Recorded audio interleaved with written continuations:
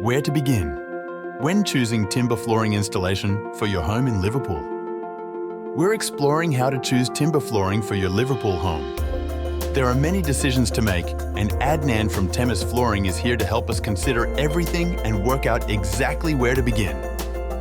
The color of your timber is an important consideration because very dark floors and very light floors show everything and require a lot of maintenance. In this podcast, we will be discussing selection, hardness, softness, floating boards, insulation, direct stick, board size, and a lot more. When deciding on finishes, I like to start with the floor. It influences every decision made after that to bring the house together and complement each tone. There is so much to consider when selecting your timber flooring. This episode will help you start working through each decision to find the perfect timber flooring for your home. Allow us to put your mind at ease if you're concerned that the floating approach to timber floor restoration will limit your options. A wide range of timber flooring materials are suitable for floating installation. Some, however, work particularly well with the floating process. Bamboo and engineered wood, for example, are very popular on floating floors.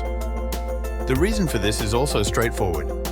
Bamboo and engineered wood are made with cutting-edge technology and equipment. As a result, engineering them in a way that promotes their suitability for the floating process is simple.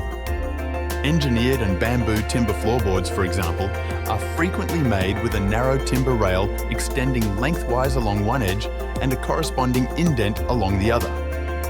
As a result, the rail on one floorboard fits perfectly into the indent along an adjacent floorboard. This has the effect of locking the floorboards together. It is simple to install the timber flooring using the floating method with that design. It also ensures durability and stability. Floating timber floors are still subject to the same wear and tear that regular timber floors do. That means that even after a few years, you'll notice some worn-looking floorboards in high-traffic areas. When that time comes, however, the ease of floating installation gives you an advantage. Rather than redoing your entire timber floor, you can reassemble it for the sake of a few worn spots. This is especially true for floating timber floors that have not been glued. It's simple to disassemble parts of your floors when necessary with those floors. So, if a section of your floor is worn, you can easily disassemble and replace it.